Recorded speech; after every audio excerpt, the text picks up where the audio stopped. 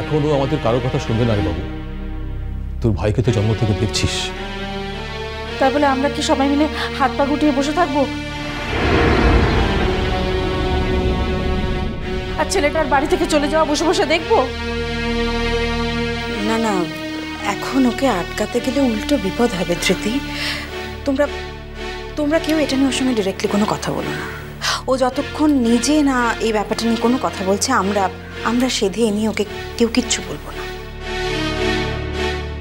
দেখুন, আমি যে আপনাদের ব্যাপারটা বলেছি সেটা ও জানতে পারলে কিন্তু ভীষণ রেগে যাবে। এমনকি হয়তো কলকাতায় থাকলেও আমাদের হাউসে নাও থাকতে পারে। অথচ এমন একটা খবর আপনাদের সঙ্গে শেয়ার না করে আমি থাকতে পারছিলাম না। তাই আমি একেবারে নিশ্চিত হয়ে যে ও বাড়িতে নেই সেটা জেনে তবেই আমি আপনাদের সঙ্গে দেখা করতে এসেছি। সাজবা থেকে বলছে আমাদের আর এক মুহূর্ত দেরি করলে চলবে না, আমাদেরকে এক্ষুনি বাহার কাছে যেতে হবে। বাহার কাছে যেতে হবে মানে?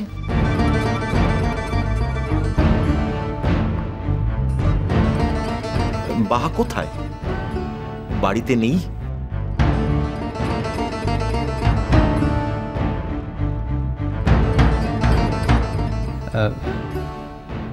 না মানে ওই দুজনের মধ্যে একটা মিসআন্ডারস্ট্যান্ডিং হয়েছে, তাই বাহা হস্টেলে গিয়ে আছে। ও মাই গড,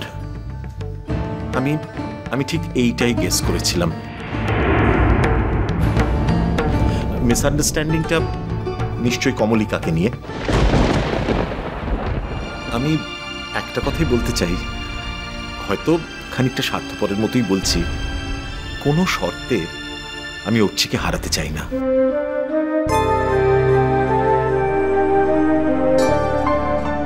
আমার হাউসে অর্চির কোনো বিকল্প নেই, আর ভবিষ্যতেও হবে না। এই কথা আমি মুক্ত কণ্ঠে স্বীকার করতে পারি। আচ্ছা, আজ তাহলে উঠবো? না না, এক কাপ চা না খেয়ে গেলে শান্তি। হ্যাঁ, আপনি একটু বসুন দাদা, আমি এক্ষুনি এনে দিচ্ছি। আজ না, আর শুধু চা কেন, পেট ভরে মিষ্টি খাবো। অর্চিকে আটকান, সবকিছু মিটমাট হোক, তারপর।